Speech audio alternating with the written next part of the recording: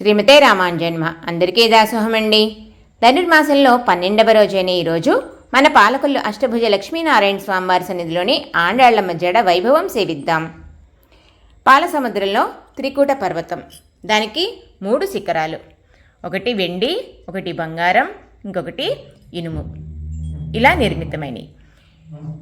ఈ శిఖరాలపైన సెలయేర్లు, జలపాతాలు. ఆ త్రికూట పర్వత శిఖరపు లోయలో ఒక వారుణదేవుడి యొక్క ఉద్యానవనం. ఆ ఉద్యానవనంలో ఒక గొప్ప సరస్సు. ఆ సరస్సులో నల్ల కలువలు, ఎర్రని తామరలు, తెల్ల కలువలు, బంగారు రంగులో పద్మాలు, ఇంకా మొసళ్ళు, తాబేళ్ళు, చేపలు, ఇలా ఉంది ఆ సరస్సు అంతా. అక్కడికి వచ్చాడు ఒక గజేంద్రుడు, ఏనుగులకి నాయకుడు.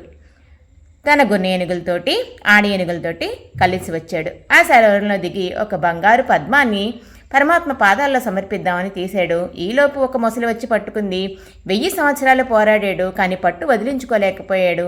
నీవే తప్ప నితప్పరం మెరుగను అని పరమాత్మని ప్రార్థిస్తే పరమాత్మ వచ్చి తన సుదర్శన చక్రంతో మొసలిని సంహరించాడు. పోతన గారి భాగవతంలో చెప్పినట్టు పరమాత్మ పాదాల్లో ఆ శ్రీ పుష్పాన్ని సమర్పించినాడే, ఆయన్ని కదా మనం శ్రీమంతుడు అంటాం గజేంద్రుణ్ణి. అటువంటి శ్రీమంతుడి యొక్క ఒక చెల్లెలిని ఈరోజు పాసరంలో మన గోదా గోపిక లేపుతోంది. సర్వకాలములందు కూడా కృష్ణుని సేవలోని ఉండి తన స్వధర్మాన్ని మరిచిపోయినటువంటి గోపాలుడి యొక్క చెల్లెల్ని ఈరోజు నిద్రలేపుతున్నారు. మనం శ్రీరాముడి గుణముల్ని కీర్తిద్దాం. లేచిరా, తలుపు తెరవలసింది, గొప్ప శ్రీమంతుడి చెల్లెలా అంటూ సంబోధిస్తున్నారు ఈరోజు పాసరంలో గోపికని. శ్రీమతే రామానుజాయ నమః.